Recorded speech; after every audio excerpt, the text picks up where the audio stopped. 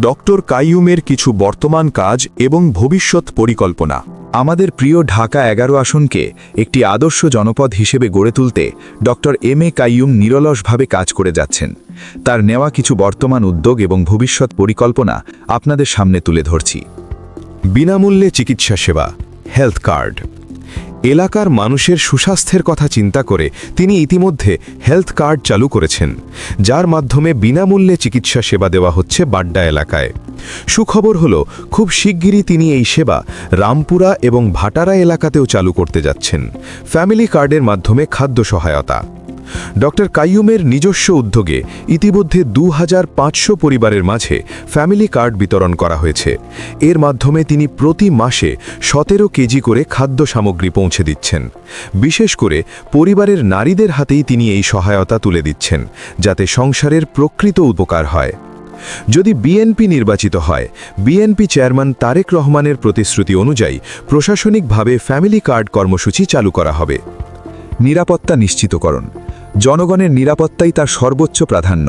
তিনি প্রতিটি আবাসিক এলাকাকে সোসাইটির আওতাভুক্ত করে সিসিটিভি ক্যামেরা স্থাপন, গেট নির্মাণ এবং নাইট গার্ডের ব্যবস্থা করার পরিকল্পনা করেছেন। মধ্য বাড্ডার কিছু পাড়ায় তিনি ইতিমধ্যে এই কার্যক্রম সফলভাবে শুরু করতে পেরেছেন। ফুটপাত ও পরিবেশ ব্যবস্থাপনা। রাস্তায় চলাচলে যাতে বিঘ্ন না ঘটে, সেজন্য বাড্ডা লিংক রোডের হকারদের নিয়ে তিনি ইতিমধ্যে একটি সমিতি গঠন করেছেন। পাশাপাশি পরিবেশ পরিচ্ছন্ন রাখতে তাদের ব্যবহারের জন্য ডাস্টবিনের ব্যবস্থাও তিনি করেছেন। তার পরিকল্পনা হল এই একই মডেল পুরো ঢাকা 11 আসনেই বাস্তবায়ন করা, যাতে সব এলাকার মানুষ ফুটপাথে নির্বিঘ্নে ও পরিচ্ছন্ন পরিবেশে চলাচল করতে পারেন। শিক্ষাঙ্গনে সুপেয় পানি। শিক্ষার্থীদের স্বাস্থ্যের কথা ভেবে তিনি বিভিন্ন স্কুল, কলেজ ও মাদ্রাসায় বিশুদ্ধ খাবার পানির ফিল্টার স্থাপন করছেন। যেমন পূর্ব রামপুরা হাইস্কুল, বাড্ডা বাজার মাদ্রাসা এবং মহানগর কলেজে তিনি ইতিমধ্যে এটি স্থাপন করেছেন। খেলাধুলা ও বিনোদন। পূর্ব রামপুরার যেসব স্কুলে খেলার মাঠ নেই, সেখানে ডক্টর কাইয়ুম নিজস্ব উদ্যোগে ইনডোর গেমসের ব্যবস্থা করেছেন। ছেলে ও মেয়ে উভয়ের মানসিক বিকাশের জন্য তিনি খেলাধুলার পর্যাপ্ত সুযোগ তৈরিতে আন্তরিকভাবে আগ্রহী। শীতবস্ত্র বিতরণ।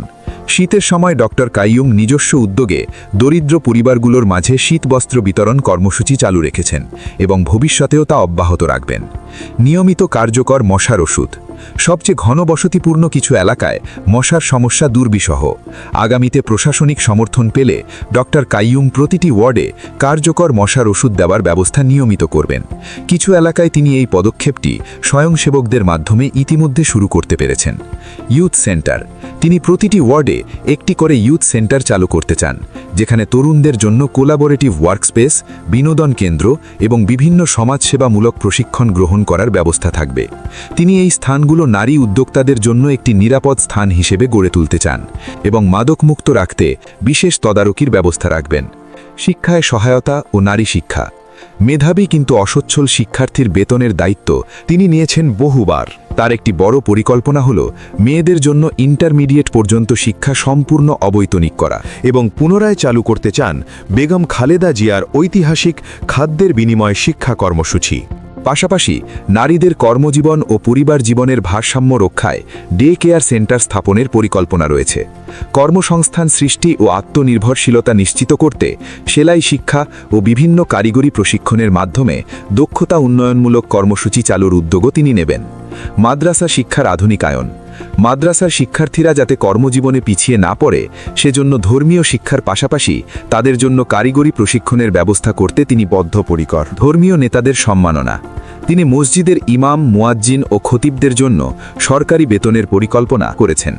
সাম্প্রদায়িক সম্প্রীতি। হিন্দু, বৌদ্ধ, খ্রিস্টান ও আদিবাসী সহ সকল ধর্ম ও জনগোষ্ঠীর মানুষ যেন নির্বিঘ্নে ও নিরাপদে নিজ নিজ ধর্ম পালন করতে পারেন, তা তিনি নিশ্চিত করবেন। সকল ধর্মীয় উপাসনালয়ের উন্নয়নে সরকারি তহবিল বরাদ্দ নিশ্চিত করতে তিনি অঙ্গীকারবদ্ধ। আমার আগে আমরা, আমাদের আগে দেশ, ক্ষমতার আগে জনতা, সবার আগে বাংলাদেশ। কাইয়ুম ভাইকে ধানের শীষে ভোট দিন, ঢাকা 11 আসনে উন্নয়নের শপথ নিন।